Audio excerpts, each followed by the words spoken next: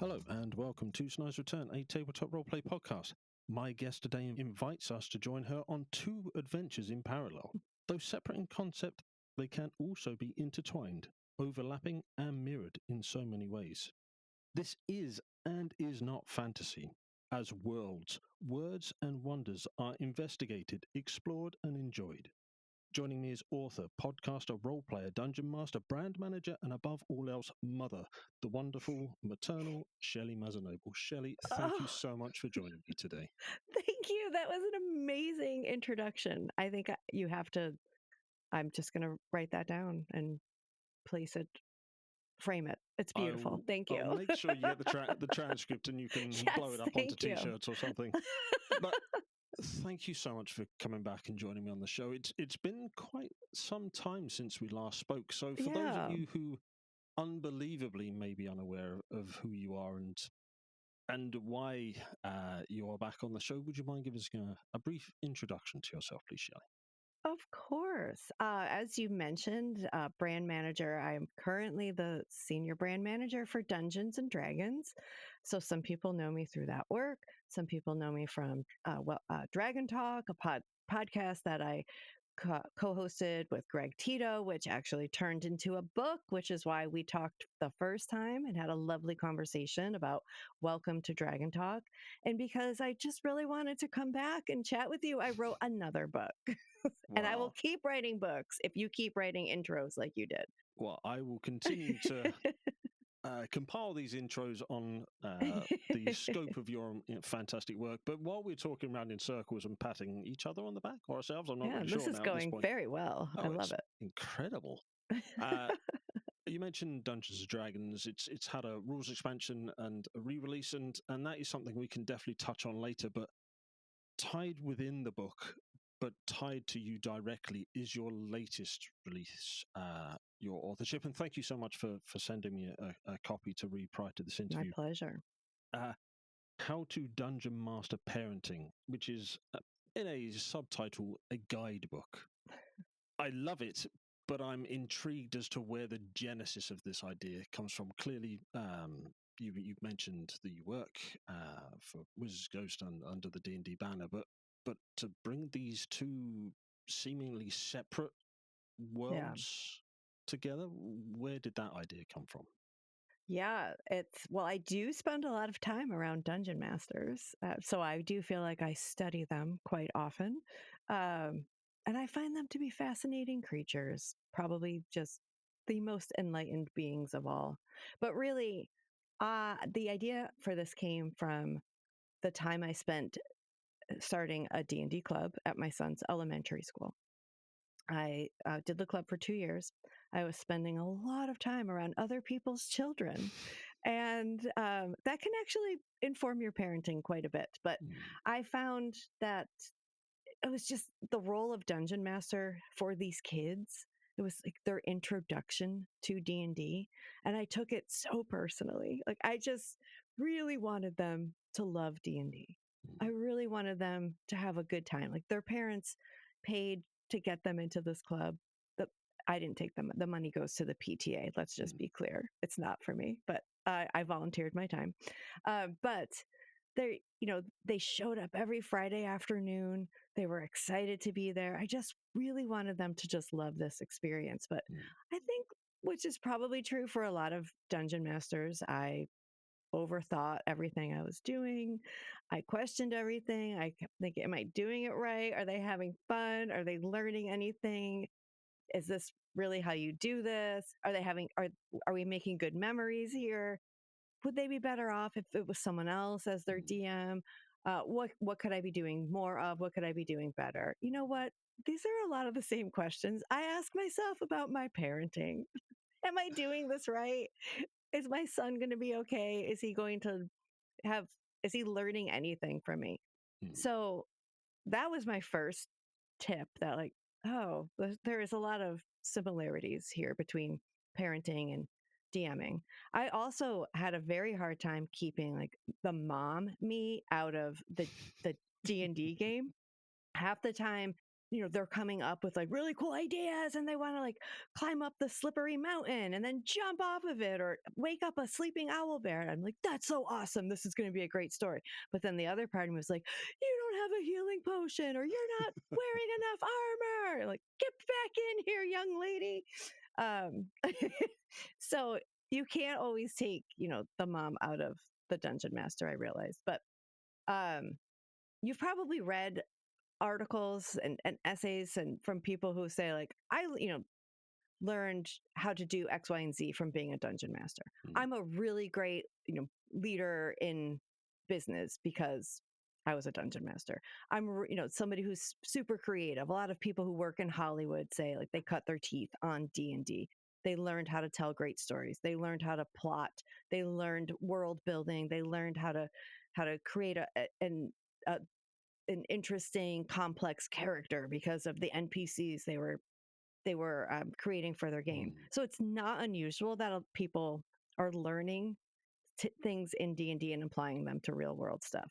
So I started to think about what if I could approach the idea of parenting the same way that a dungeon master would approach planning a campaign and just applying some of those skills. One of the things that I think DMs do really well is they are really good at managing different types of people. And even if you only have one kid, they can often be different people, like all in the same day. And I just think like really understanding we all have the same goal here. We're all just trying to tell a really great story. We're all just trying to go on this wonderful adventure together. And I'm just here to support you. I'm as a dungeon master. And I loved that philosophy so much as like being a parent. So I'm new. I'm like a born again mother. I think that the similarities were eerie, really, and just when I overlaid the dungeon mastering to parenting, it's like it fit pretty seamless, and it actually I do feel like made me a better parent. It's so I've read and really enjoyed the book and would recommend it. So before I sort of delve a little bit deeper, where can we find the book? When's it available? And when and where can we get our hands on it? So it is available November 12th. So coming right up, and it's perfectly timed. If treat yourself to a gift, a friend of yours or who's a new parent or existing parent or thinking about parenting or even someone who just loves pop culture. So yes, perfectly timed for holiday. Hopefully it's available wherever you buy your books. You can get it online. You can get it in stores. There's even some game shops that are carrying it. So I've heard the ones in my neighborhood are carrying it, which is amazing. I know, it was so sweet. So yeah, there's several online retailers have it, and your favorite local independent bookstores should have it as well. If they don't, please ask them to carry it. Absolutely. For those that want to buy it online, or at least maybe track it down for sort of a brick and mortar store, please scroll down and follow the links and sort of follow through with the purchase. Speaking of where we can find your book, where can we also find you so people can come and support you in a wider sort of context? Oh, well, you can find me on Instagram at Shelly Moo, or you can find me on Substack. I have a newsletter that I send out mostly weekly, but could be biweekly sometimes. But that's at shellymazzanoble.substack.com. I write a lot about parenting there, but and sometimes D&D. All right. Well, I will make sure those links are down in the description below. Thank So as I you. said, please scroll down, follow those links, support Shelly. Buy the book. Having said I've read it, I will be picking up a physical copy because there's something about reading off a screen I still haven't got the hang of just yet. I But know. the I like tactile to feel of hold the the book. book, Yes, yes, me too. I may be a little bit old school in that respect. I I appreciate it. But sort of picking up on some of the themes you've mentioned there through the book, and we'll get to sort of the structure of the book itself, but it really feels like you are embedded in the pages in that respect. The way the book talks, not at you.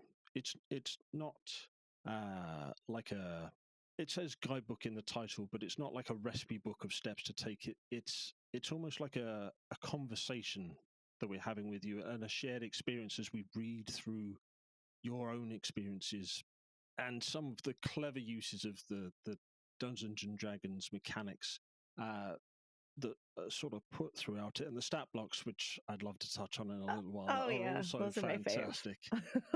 So with respect to sort of putting so much of yourself into the book, what was it like sort of choosing what to put in, what to leave out, how to structure the book in that respect, and sort of invite us into your life, but also share universal experiences?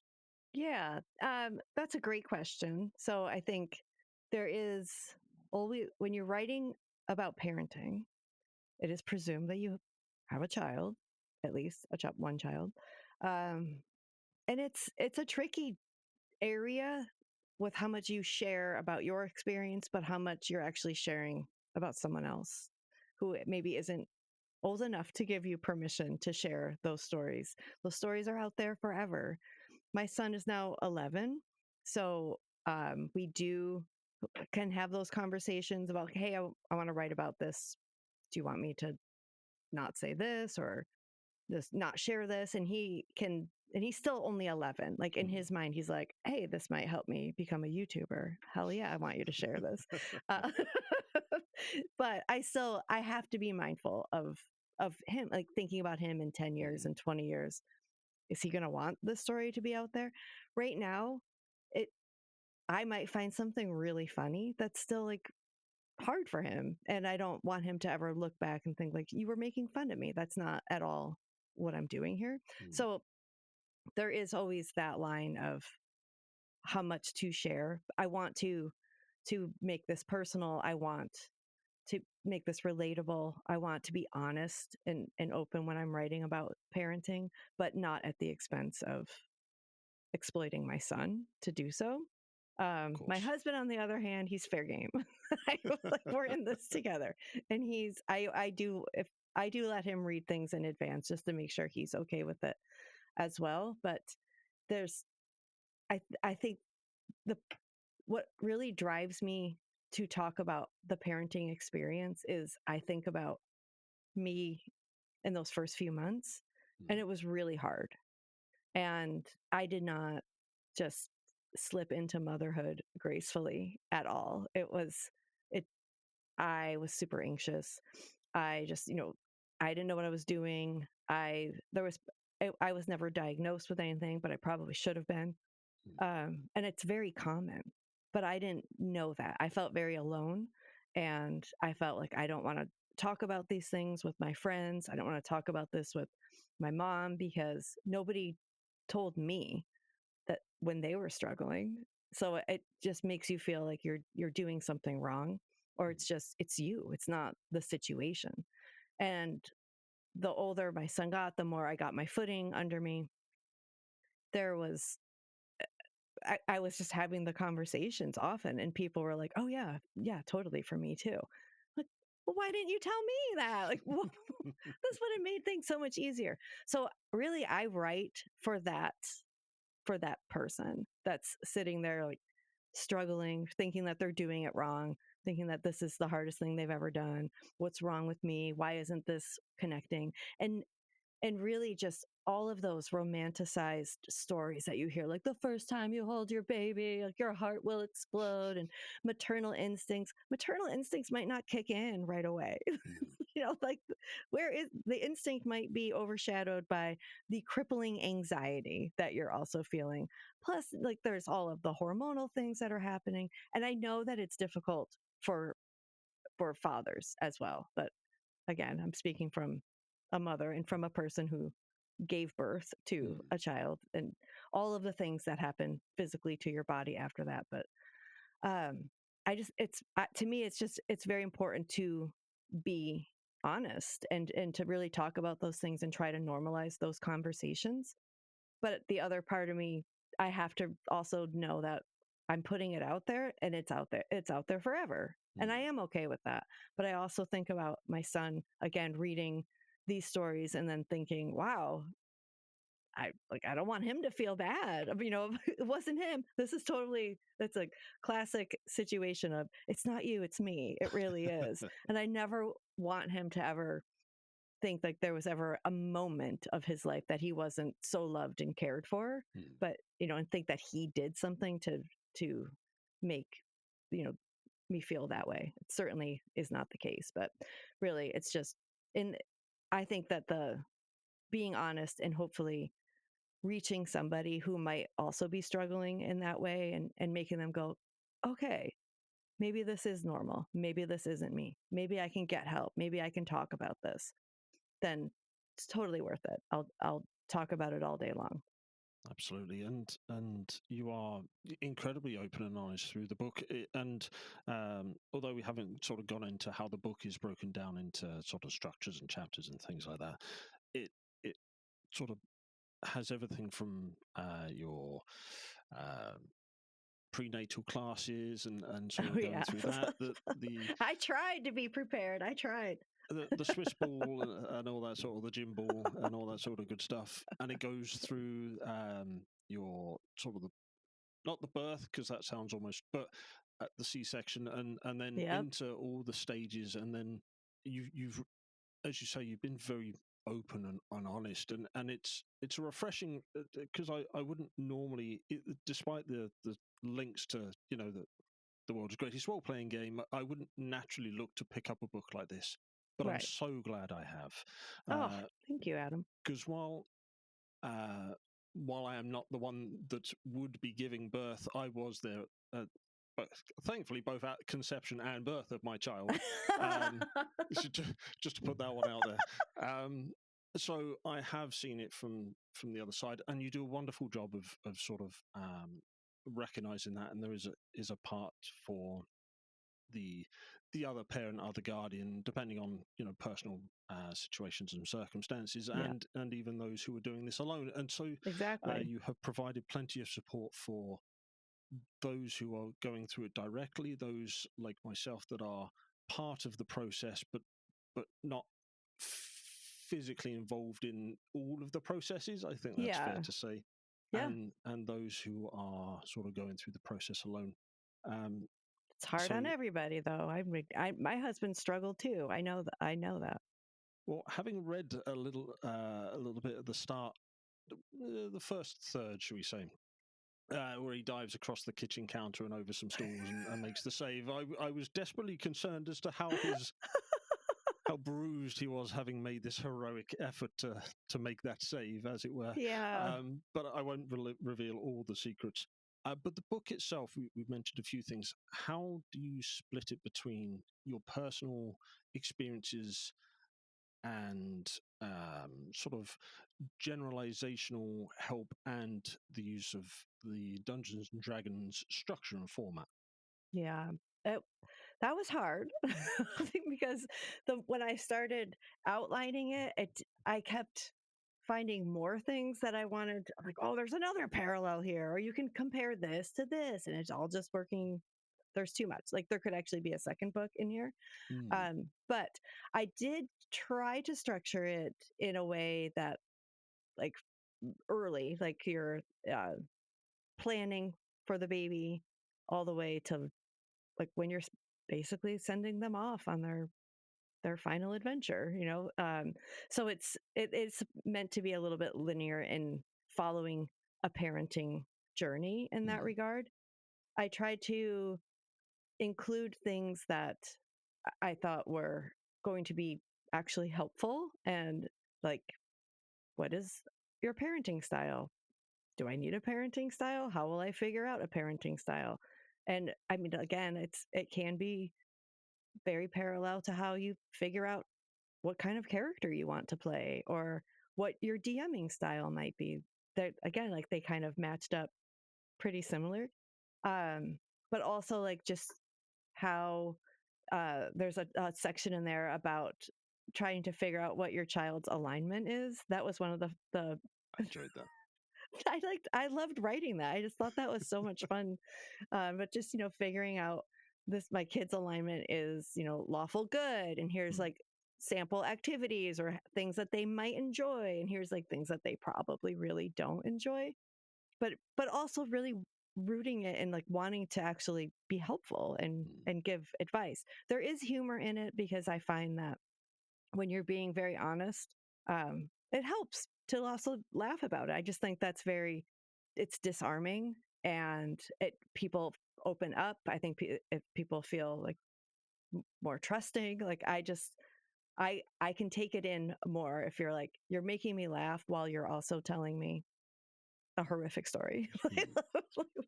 And there are some good stories as well. There's not a lot of horrific stories. There's just honest stories. I hope not, at least. So I've literally written a page worth of notes of things that I've picked out through my reading and sort of really enjoyed. But I'm keen to know. You mentioned there your child's alignment. There's also classes. The child's class. I thought that was clever. The DMing styles. DM/parenting styles. So which of those was your favorite to create in that respect? The parenting styles. I have my copy here.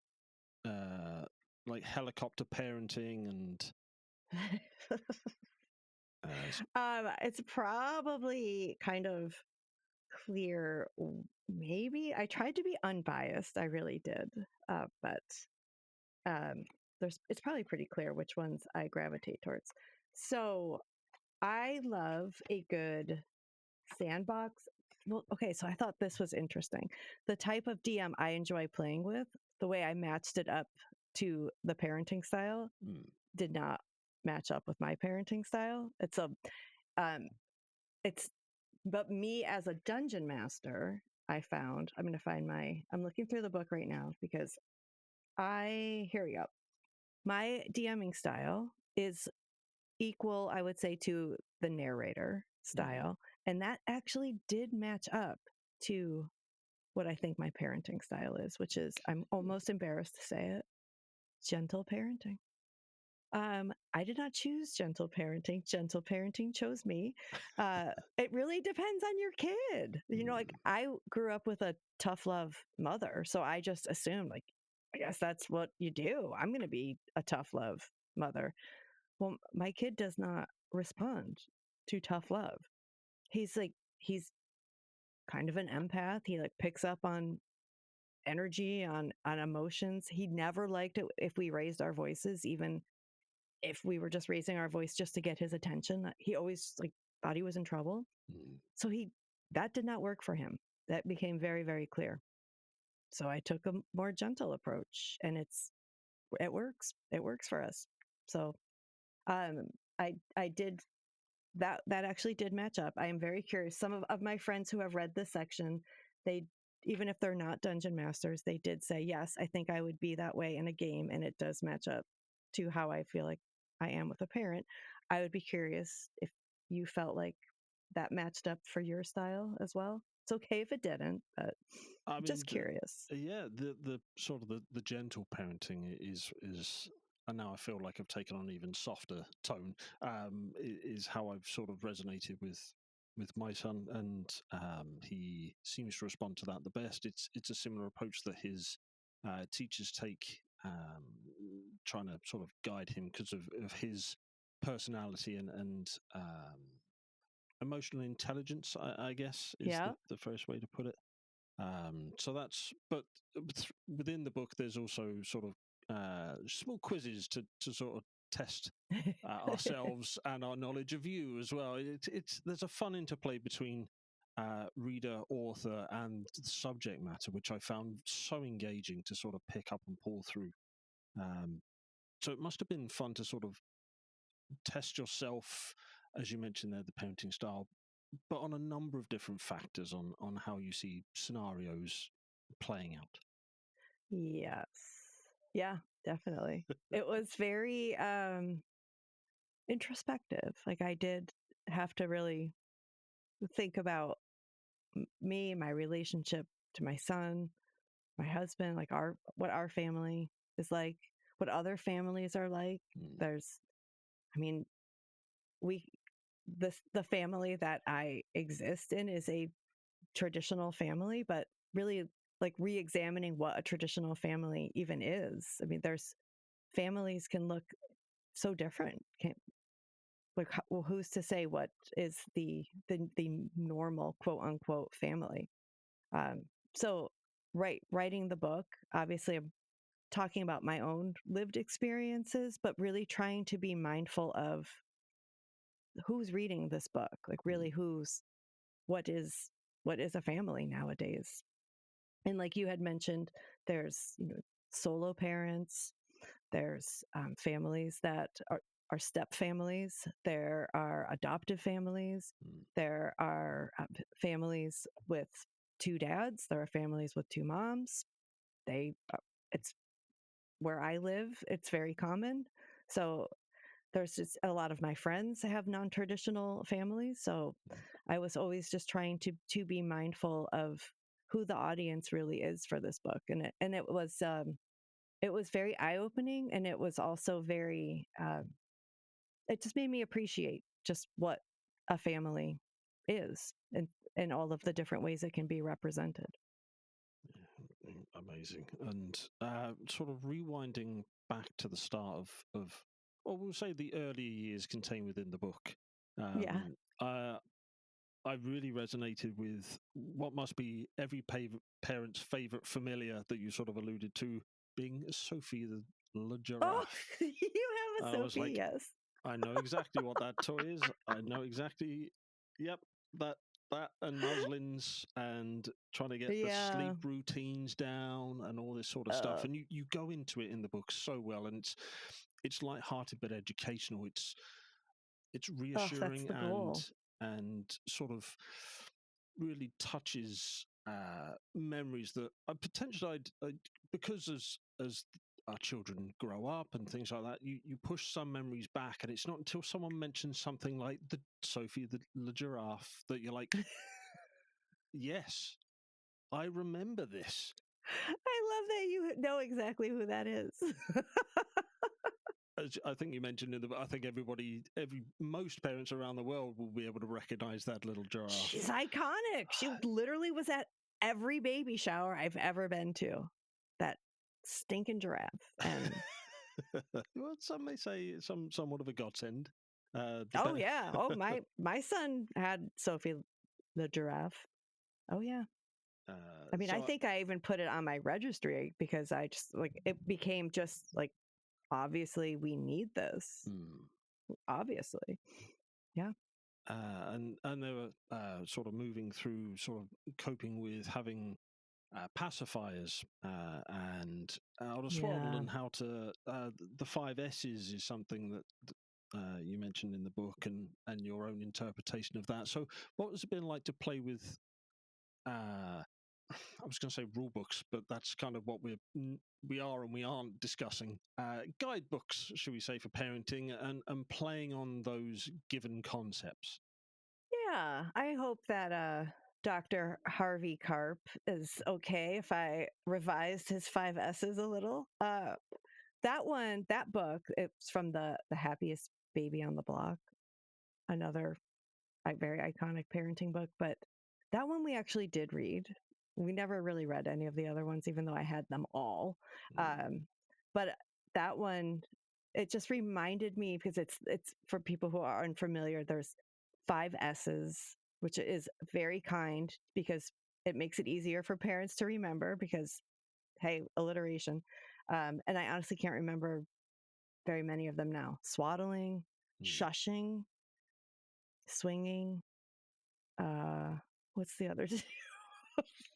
I sort of I supplanted don't. with them as the one you had, but Yeah, but it reminded me of like how I probably read an article even about like DMing and like 5 easy steps, or just like it just reminded me of something like we would tell dungeon masters, like, oh, cool, like here's how to run a great campaign. Follow, these the 5 B words of D&D or something. Maybe because we use so many acronyms all the time in D&D. So I just wanted to see like, well, okay, I'm familiar with this book. This actually was helpful, but what would the D&D-ified version of this what would that look like?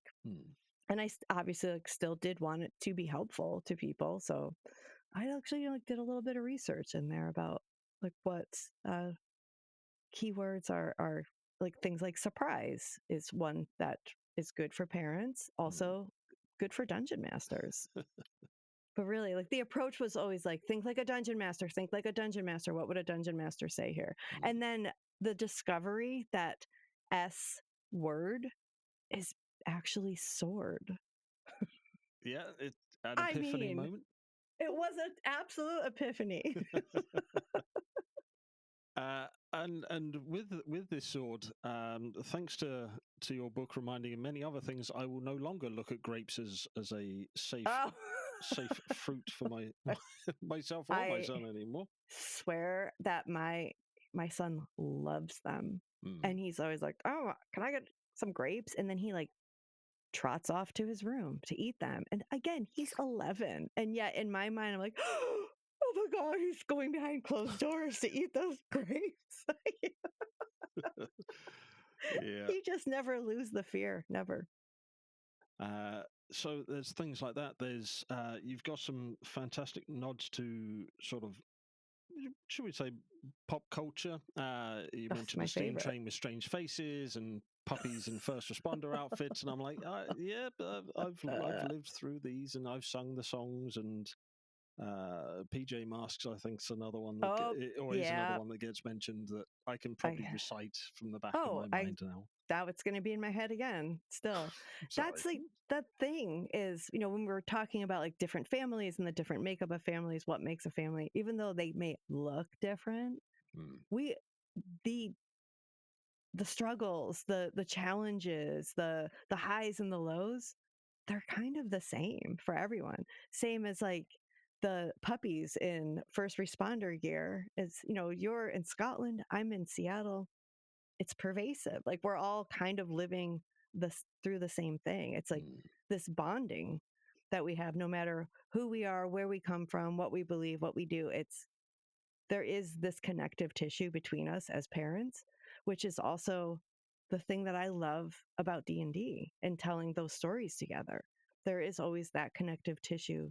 No matter who you sit down at the table with, you're going to have these memories together. And again, like these were the kind of parallels I kept finding. I'm like, that's kind of true for a family. Like, but that's also true for the community. That's also true for the friends in the family that you surround yourself with, just like it's true with the people that you game with. It just all kept making sense, Adam. It was right there. Yeah, definitely. And the more I read, the more I understood it. And the way you sort of drew the parallels between an adventuring party and say, or bringing together an adventuring party and making friends as potentially a parent out trying to Yeah, socialize with other parents and things like that was good. Breaking the ice and strangers and sort of building that up and sort of moving forward like that. And how, I don't want to say common enemy, but you have put stat blocks in for stages of it did. growth, should we say, for our beloved children, and they are brilliant. So, what was it like to come up with those? Because they're fully Uh, functional stat blocks. I okay, so that's one of my favorite things in the book. Um, I I don't remember how I came up with it. It felt like that idea was always there to just kind of think about children like they're monsters. What's bad about that? So yes, thinking about them in their various stages, like a newborn. Which what do we know about newborns? They're loud.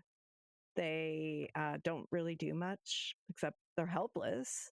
Um, but they're just the most adorable little bag of goo you could ever, just want to snuggle and cuddle. So I created for them the shrieking enchanter because of their very loud cries, but also how can you resist? You cannot. They're like little baby sirens. Toddling terrors, I believe, was another one. That's, you know, again, the similarities were just it was just very easy to stat these little monsters straight up and think about like, what are they immune to? What are their resistance? How can you um, like how can you sort of control them? I loved coming up with their attacks. Like obviously a toddling terror bites. Like that's just remember that phase, Adam? I'm sure you do. Yes, The bitey bitey. yes. Oh, and the toddling terrors also grabby grabby. That was another one of their attacks. Obviously, toddlers are very grabby. Again, I'm telling like it almost just wrote itself. It's so clever. It really is. It was so And fun. there was a part in, or sorry, there was not. There is a part in the book where you speak about sort of the how do we put this? Non-violent protests of children turning to sort of goo on the floor and becoming almost The bo- boneless. boneless. And it twigged a memory of mine when we spoke last about you being Shelly Goo. Yes. And I was like, was that intentional, or was that just because I've been through the bag of spuds sort of boneless challenge, Yep. and I wasn't sure if Shelley Goo and this were subconsciously linked It somehow. must be subconscious. It must be. And you mentioned, I think one of the attacks is slashing, and you need baby nail clippers, and you have a lot of Yes. useful and practical advice of how to prepare yourself as parents, which sort of falls in alongside how to prepare yourself as an adventuring party, and I loved that parallel as well. Thank you. Yes, the starting equipment, what you I mean, really, it's you're with people who are having a baby, they you do believe like God, you need like truckloads of stuff. And you end up using like two or three things. Like you don't even need it all. So really, new parents who are listening, read that. If you read nothing else, just read that section. There's really only a few things you need. But yes, baby nail clippers, get those. Yeah, maybe not as much cotton wool as you need. No. It was a big takeaway from the book as well. And one of the baby monsters, and I'm sort of looking. I'm dancing around the book, and we can go into the stat and how they're used and things like that shortly. But there's two things that have sort of come to mind right now, and one was um, part of the sort of the baby monsters. One of the monsters was akin to an oblex, where Yes. parents' empty promises and things like that could be retained and almost weaponized. And I was like, oh, I think I've probably been guilty of that a couple of times. And it's identifying Absolutely. our effect on our children and our children's effect on our lives, and that balance. So balancing these challenges, nice segue into challenge ratings, I suppose. Uh-huh. What was it like to sort of look at that side of the challenge of parenting, and then the challenge of providing encounters as, or working through encounters as a dungeon master? Uh so with regards to challenges, here's a challenge. I did not want the book to just read like, well, now you've done it. And now this is just going to suck for the rest of your life. Wow. Like, I really want the joy of parenting to also come through. Mm, There are challenges. Like, there's challenges for people who don't have kids. Like, that's mm, just how it is. That life is challenging. But really, what I just wanted to impart the most was there's also really great parts of this. And I think that's true to a lesser degree for dungeon masters. I mean, it's not like actually someone's life you're in kind of in charge of as a DM, but there is DMs put so much into planning a game, into managing a campaign, and just being there for the players. There's a lot that they do. And there's also, if you talk to a dungeon master about why they do it, they might say, oh my gosh, it's so much work and I have to do this and I have to do that. Some of them actually don't even plan that much at all, and they're amazing DMs, but a lot of them do. And you ask why they do it, I'll say because I love it, because of the stories that we tell, because of the memories we're making, because I love the joy that it brings to my players. I love to be able to surprise people, to like take them to places they never thought possible, to create worlds in which people can explore, where people can feel safe, where people can make amazing discoveries about themselves and each other. Like that's why you do it. And really, that's also true, surprise, of parenting. Like there's so much of what drives a dungeon master that also is driving being a parent.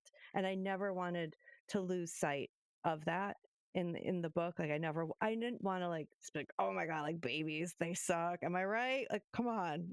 It's really like, yeah, it's hard, but like this is an adventure that you're on. And you formed this adventuring party, and really just viewing the world through a first level character's eyes. It's like, okay, I kind of see why you're acting the way you are. And like,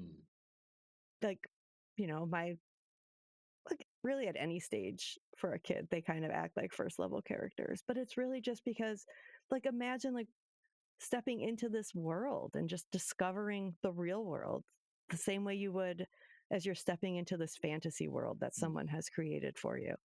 So I guess, and now I kind of can't remember your question, but I just heard the word challenges. I mean, But really, that pretty much covers it in many respects. Within the book, you do lay out some challenge ratings about and some oh scores and yes, XP, getting the child ready and turning right, up to right, right, places on time, yes, and all that sort of fun stuff, and awarding XP for achieving the parenting side of the DM yes, skills, which I thought hosting was very clever. sleepovers, yeah, not, Yeah. yep, So that must have been fun to sort of play with the conventions of yes. challenge ratings and encounter in construction. Yes, absolutely. Thinking back to all of those kind of big milestone moments, and sneaking out of the baby's room without waking them up, like norovirus going around the daycare and narrowly avoiding it, those kinds of things. Yes, hosting sleepovers. Like there's still a lot of things that happen with my son being a tween that I'm like, there's another good encounter there. We could have written about that one. And as I keep saying, it's so well written, and the way you've used the attributes and separated down attributes and skills, and how that sort of plays into both personality and literal skills, things like removing keys so said children don't swallow them, Oh, and all this sort of good yes. stuff. There's so many fantastic sort of Cutting up those grapes real yeah, exactly. tiny. Yes, literally taking a baby's nose. Please don't do it literally, but yeah. And there's so many good things in here. I do love the nods to the and I hope you don't mind me saying because you're still young, but the young Shelley Oh. going out, cassette tapes, Brian Adams. Oh yeah. Wow, you really picked up on all the little Oh, nuggets. I love it.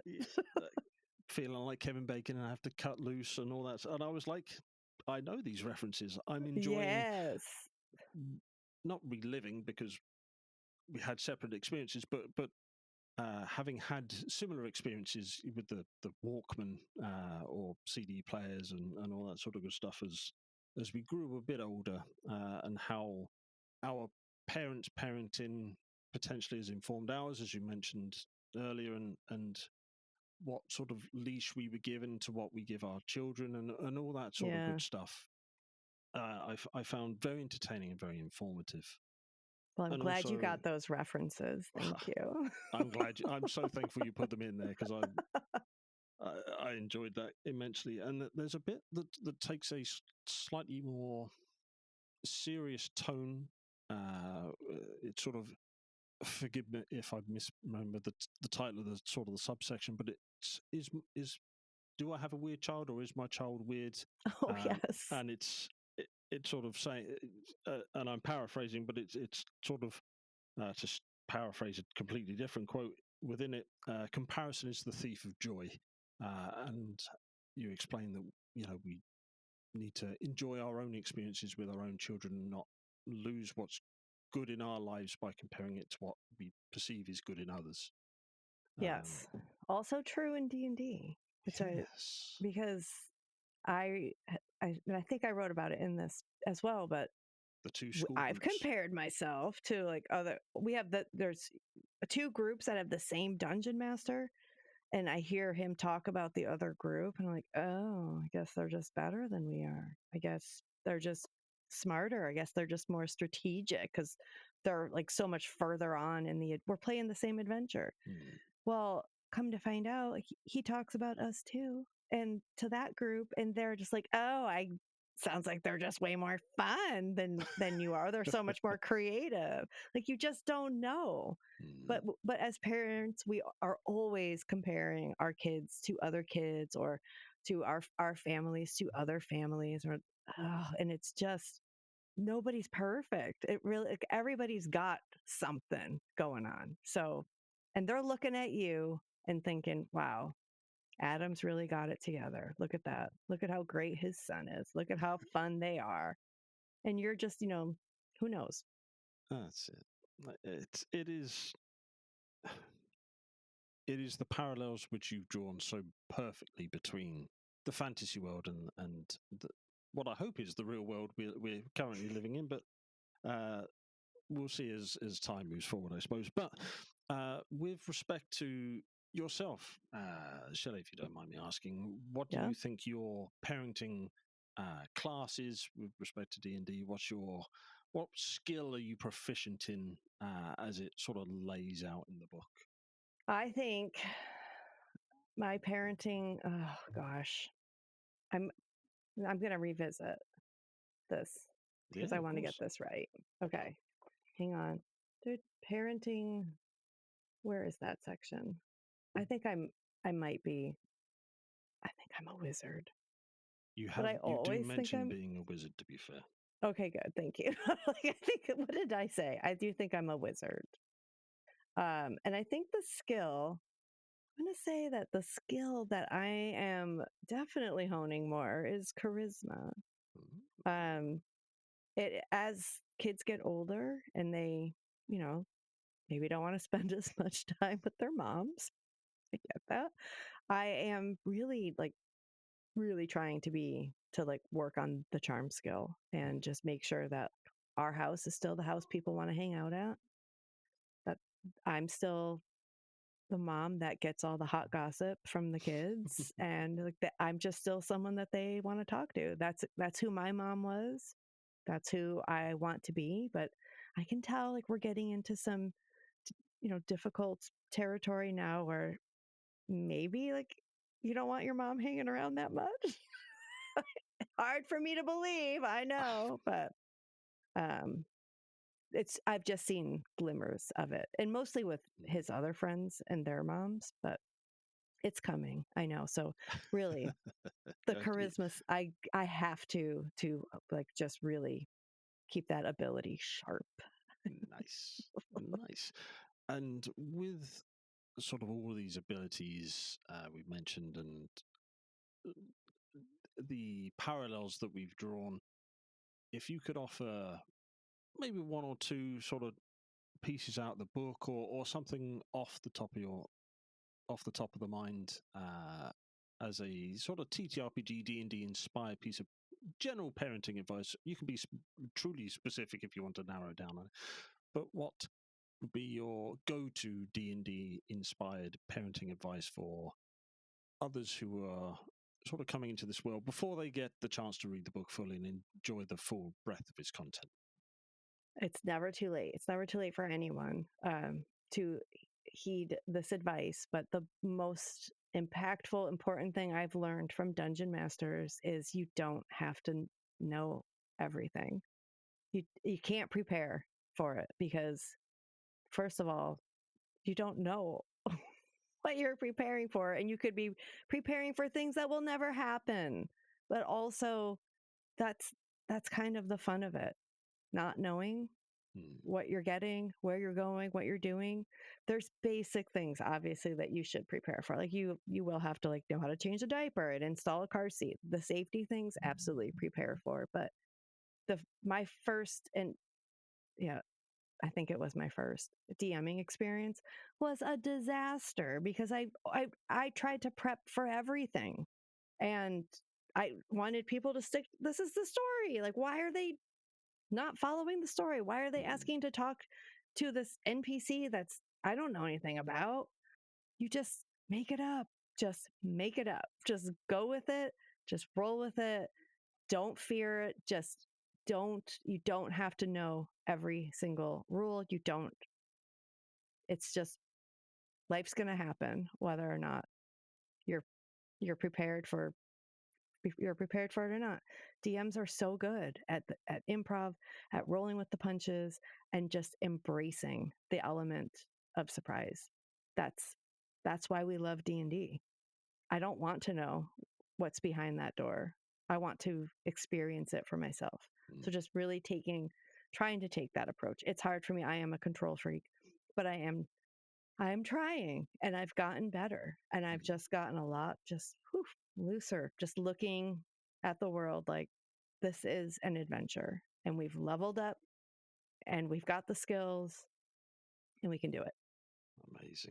Amazing. And thank you. And for those listening, if you want more magic pearls of wisdom, I tried to be clever there, and want to hear more from the Dungeon Mother, who I have Dungeon now Mother, I anointed, love it.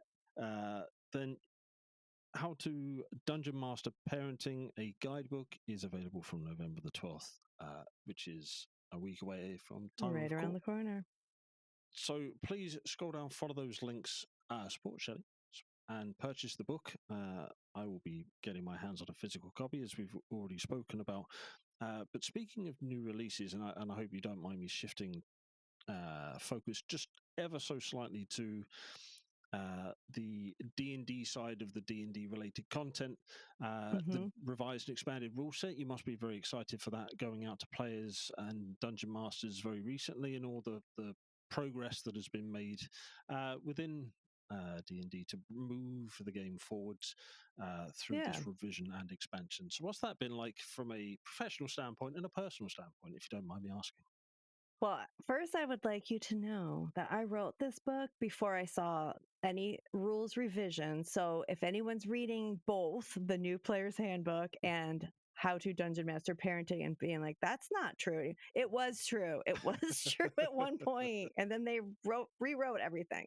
But it has been amazing, exciting just to see how hard this team has worked, how well received these revised rule books have been. It's been 10 years since 5th edition launched. 10 years since any real meaningful update to the Player's Handbook, Dungeon Master's Guide, or Monster Manual. They're great books, the 2014 versions, but we have 10 years of feedback from players.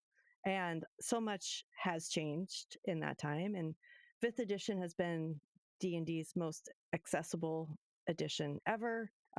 D&D's arguably the most popular edition ever. So I think the rules expansions have done a really great job of keeping the things that players love about D&D and just adding more of that and just really giving people what they've been asking for. The artwork in these books is amazing. There's more artwork than ever before. They also do a really good job of introducing how to play D&D, which is something we didn't really do before. The Player's Handbook has now like, hey, this is what D&D is. This is what role playing is. This is how you create a character. This is what all of the different types of character classes and species are. Creating a character from the actual Player's Handbook is so much easier. I can do it. I usually just use the character builder because I would get tripped up too much in things. It's much more streamlined. The Dungeon Master's Guide, though, is incredible in that there's really good advice and guidance for dungeon masters, for new dungeon masters. The 2014 version was kind of assumed that you already knew how to be a dungeon master. And this book doesn't. This book is actually a great, from the ground floor up, guide to being a dungeon master and giving people really good advice, like real world advice, like, hey, my players are not getting along. Like, how do I manage, conflict at the table? Advice like that. And again, 10 years of feedback. So you could almost read these 3 books together and sort of create a fantastic adventure out of them and take experiences from the gaming table to the dinner table and all that sort of stuff, which is fantastic. As we've mentioned, sort of growing older and moving on, mostly related to our children, but someone very prevalent to the 2014 edition D&D in general has moved on relatively recently. What was it like to see Chris Perkins sort of take his leave? Is if that's a fair expression? He has not left. He is still very much part of D&D. He took a new role. So he's, yes. And he made a comment that a lot of people thought, oh my God, Chris Perkins left. He's on a different role. He's I think he's a creative director. So like the work that he typically does in publishing a D&D book, he won't be doing anymore, but he's very involved in all 3 of the rule books. That being said, Chris has to just always stay with D&D forever and ever. I just don't know. He has to. We will turn him into a lich and we will keep him forever. That is scary and amazing at the same time. But appropriate, I think so. right? It's very on brand and I love it. He may already be a lich. I don't know. He's one of my favorite people. So yeah. Happy to report that he is still very much on the D&D team, just in a different role. That fills me with. I have obviously sort of purchased the books and played the game, and sort of his interviews and articles and all the things that get released from him and involving other members of the team, including yourself, have always been very useful as me as a DM, and now with your book, I can draw parallels to parenting. So the Rust Monster thing was Boulette and Boulet was another one in your book that I right. So which is it? I don't know if I can do the French accent well enough to be a Boulet. So I would probably just call it a Boulette. But yeah, I think that's what most people do. So, but yeah. I should also say there's an audiobook version that I narrate if audiobooks are more your thing. I obviously did not anticipate narrating an audiobook because I wouldn't have put in a lot of the words that I put in, the very hard to pronounce D&D words that I would have made that someone else's problem. But yeah, well, that was fun too. Well, I will again make sure there are links. Well, why don't you, if you wouldn't mind, remind us where we can support you and where we can pick up this book from the 12th of November, please, Shelley. Yes. Well, you can stop by your local independent bookstore or go online to bookshop.org. You can go to your favorite mass market online retailer.